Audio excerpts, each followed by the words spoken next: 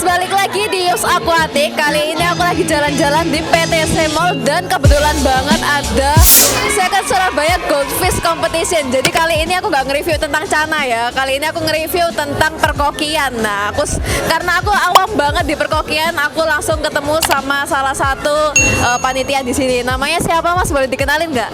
Perkenalkan, nama saya Dimas. Saya dari Surabaya Goldfish Competition. Surabaya Goldfish Community, maaf. Community. Ya, Oke, jadi ini komunitas punya kompetisi ini. Ya, Oke. yang namanya Surabaya Goldfish Competition. Oke, ini berarti kedua kalinya di Surabaya. Ini kedua kalinya. Sebelumnya tepat setahun yang lalu juga di sini. Setahun yang lalu di sini juga. Ya, bulannya juga sama. Ini aku baru pertama kali datang di kompetisi koki kayak gini, dan tanknya tuh banyak banget ya, Mas ya. Ini ngomong-ngomong kontes ini tuh kalau misalnya aku di Cana ya, Mas ya, kayak ada kontes nasional, kontes lokalan, berat. Kalau boleh tahu ini kontes apa, Mas? Sebenarnya skala kita sih nggak besar ya. Skala kita ya cukup mengumpulkan para penghobi.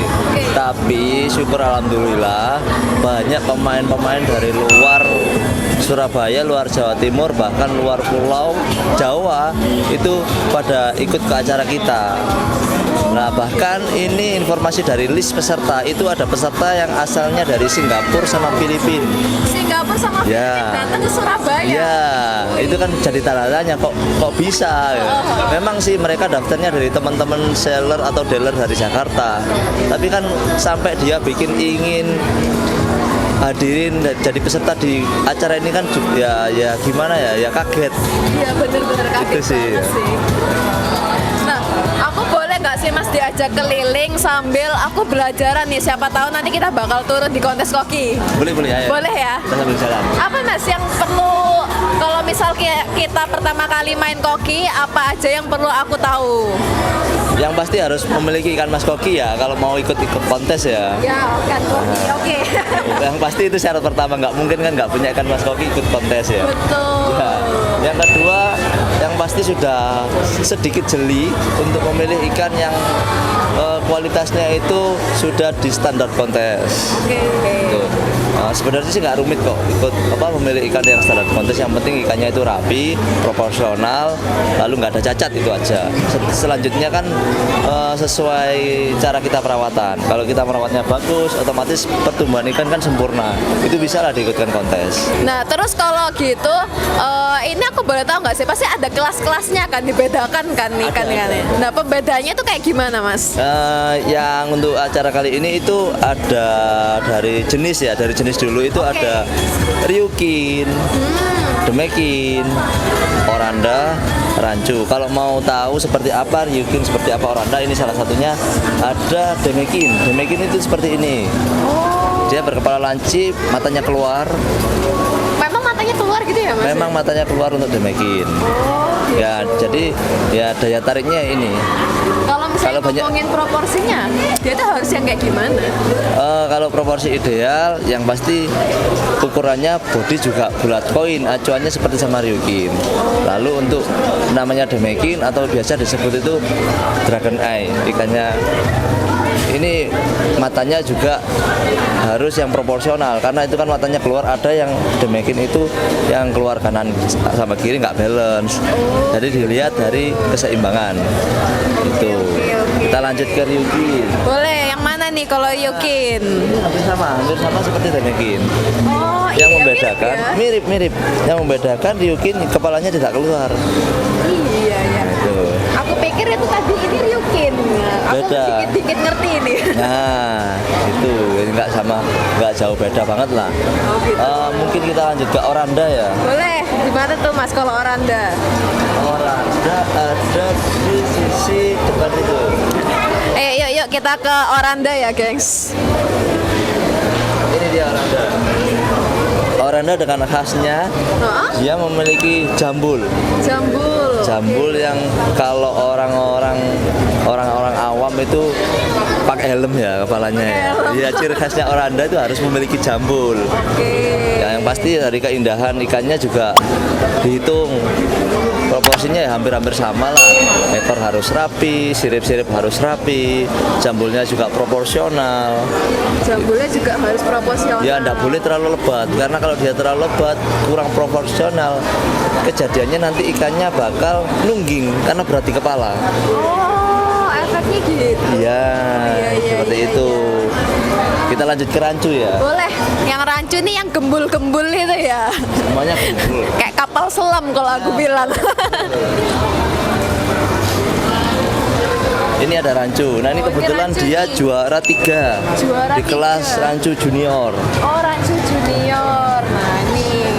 Khasnya rancu itu punggungnya mulus. Punggungnya mulus. Yang dicari, yang ideal punggungnya mulus seperti busur. Kalau kepala sama, harus memiliki jambul yang rapi, tidak terlalu over. Untuk ekor rancu khasnya idealnya ekornya nggak usah terlalu besar, jangan terlalu besar.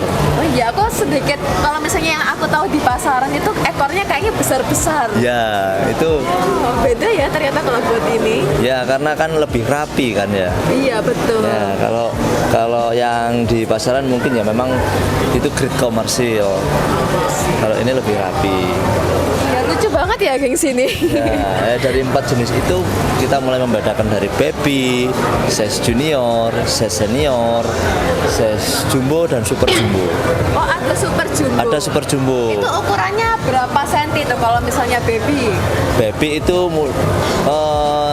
ada ekor panjang dan ekor pendek ya. Oke. Kalau yang ekor pendek seperti rancu itu maksimal di 9 cm. 9 senti. Ya untuk standar kontes itu kontes nasional lah ya itu.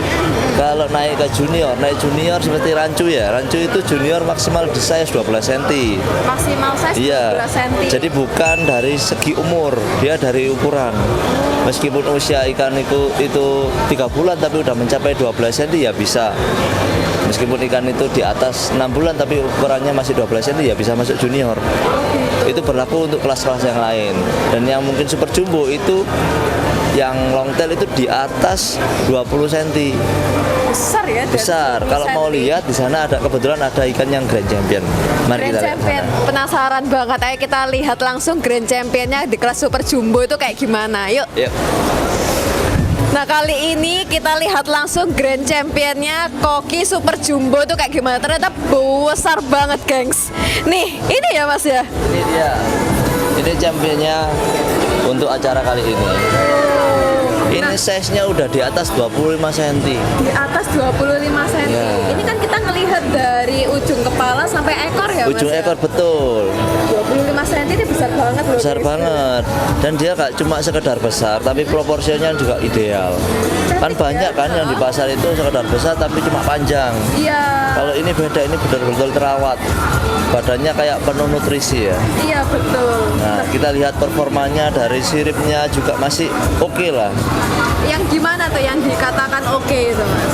Untuk size segini, itu biasanya itu sirip-siripnya udah mulai tekuk, patah seperti itu. Oh iya. Nah. Mirip ya ternyata. Oke, terus Mas. Ya, kalau ini benar-benar ikan yang terawat ya. Kita lihat ekornya masih bisa tegak, dorsalnya juga masih bisa tegak. Dari sirip-sirip masih shining, nggak kusam. Iya. Lalu untuk mendapatkan ikan seperti ini juga nggak gampang, nggak asal pelihara. Dia juga harus lihat genetiknya. Jadi ada ikan yang memang genetiknya bisa besar dan ada ikan yang genetiknya tidak bisa besar seperti ini. Oh, Jadi tidak gampang untuk mendapatkan ikan seperti ini. karena memang genetik itu balik lagi paling penting ya. Paling penting. Utamanya ya. Utama paling penting itu genetik. Oke. Selanjutnya kita sesuaikan sama asupan nutrisi atau makan Lah, dan cara perawatan. kalau misalnya di kelas jumbo kayak gini, perawatan paling susah itu kita harus maintain apa itu? Ya itu tadi untuk menjaga performa dari ekor dan juga dorsal. Ekor Jadi dan dorsal. iya di kolam pemeliharaan itu arus juga harus dijaga. Tidak boleh terlalu kenceng. Kalau koi memang mereka butuh kenceng ya, Iya, lawan betul. arus biar cepat besar. Kalau untuk di mas koki ini arusnya itu harus lebih tenang. Harus lebih tenang. Jadi nggak mau ada kayak kalau lihat kita batas air di atas itu kita lihat goyang-goyang gitu, itu malah bahaya buat ikan. Berarti arusnya terlalu kenceng, itu nanti bisa mengganggu performa dari ikan itu. Mas, ini aku di luar topik sedikit dari ini, cuma aku penasaran banget karena setahu aku dulu aku tuh pernah pelihara mas koki, terus warnanya itu bisa berubah-berubah, kayak awalnya tuh dia oranye terus tiba-tiba jadi hitam. Nah, kalau misalnya dia udah di kelas yang kayak gini ya, super jumbo, itu masih bisa seperti itu apa enggak sih Mas? Kalau untuk warna itu kita kembali ke genetik ya, seperti yang katanya mbaknya itu awalnya apa? Awalnya dia tuh oranye. Oranye, lalu Terus jadi ada hitamnya. hitamnya mungkin dia genetik dari black gold, bisa seperti itu. Lalu yang kedua bisa juga dari cara kita merawat atau kita sebutnya itu grooming ya. Iya. Kalau kita berbicara masalah warna, kalau saya pribadi ya ini nggak tahu kalau teman-teman yang lain. Kalau kita udah mau grooming warna, kita harus teliti untuk menjaga kualitas air dari pH, dari makanan, lalu dari tempat cara kita memelihara kan ada yang indoor, outdoor, ada yang cara melakukan pemeliharaannya di metode green water. Jadi kondisi air yang berlumut dengan sinar terik matahari yang cukup kuat itu juga bisa memacu warna dari ikan itu. Bisa kalau ini versi saya ya, kalau kita mau grooming warna gelap itu saya biasanya di rumah menggunakan air yang dengan pH tinggi lah. pH tinggi ya? Ya di atas, kalau saya ya ini ya, nggak tahu kalau teman-teman yang lain itu di atas 8. Bapak, kita curi ilmunya nih. Ya ini versi saya ya. Ini versi saya karena cuma semua teman-teman punya metode sendiri-sendiri, punya ilmu sendiri-sendiri. Itu kalau kita mau mencetak ikan yang hitam pekat. Berarti tetap ada kemungkinan selama kita ngelihat dari genetik itu tadi. Iya, karena ikan kan pasti mutasi ya. Iya. Jadi bisa jadi gold orange. Kalau mau cetak black gold, genetiknya black gold, kita jadikan black gold juga bisa. Bisa malah kebalikannya, awalnya hitam, besoknya malah jadi oranye atau merah putih juga bisa. Iya, itu kan makanya itu kalau ikan kontes biasanya saya pribadi harus lihat genetiknya dulu. Karena sempet waktu itu aku ngonten sama Ko Antoni Jamvlog, dia kan lagi asik-asik main koki tuh ya. Sekarang aku lihat di rumahnya, dia juga cerita, aku juga heran ikanku mutasi gini-gini. Makanya aku penasaran kalau misalnya jumbo kayak gini tetap ada kemungkinan apa enggak. Ternyata bisa juga ya. Apalagi warna-warna kayak tricolor ya, itu paling gampang, paling sering juga untuk bermutasi. Ya, jadi kita harus jeli.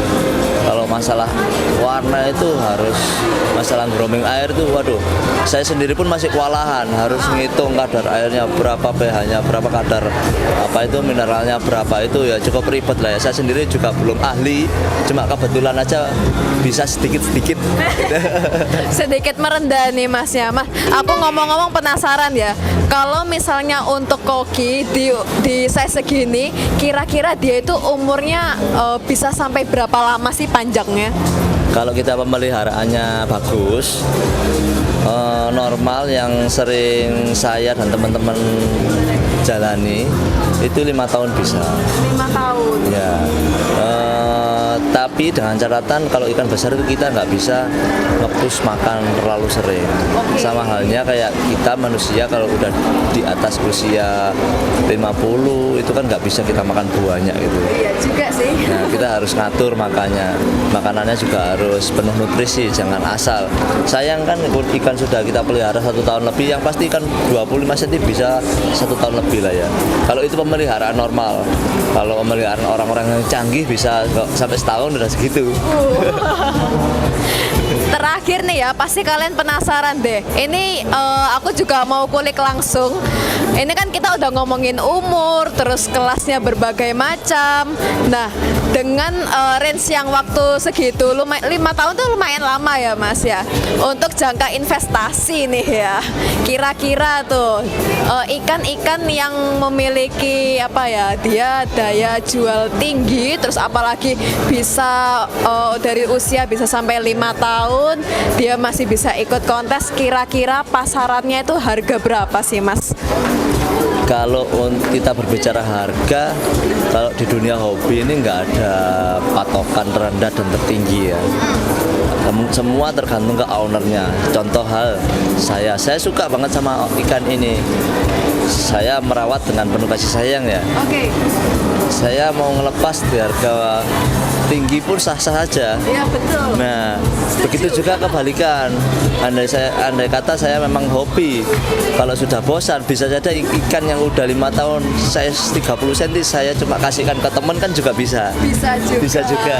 Jadi kalau untuk harga ini saya nggak bisa ngomong banyak ya. Semua kembali ke pribadi kita masing-masing dan juga calon pembeli itu. Tetap ya, karena yang namanya hobi itu ya gengs, itu nggak bisa tertebak, dan itu nilainya nggak bisa dinilaikan dengan wah nggak ternilai lah pokoknya kalau hobi ya mas ya. Apalagi kalau saya pribadi ya ini ya ya nggak terlalu patok di harga sih, karena dasarnya saya suka. Jadi ya nggak terlalu mengejar ini harus berapa juta, berapa belas juta atau berapa puluh juta, saya nggak terlalu mengejar itu.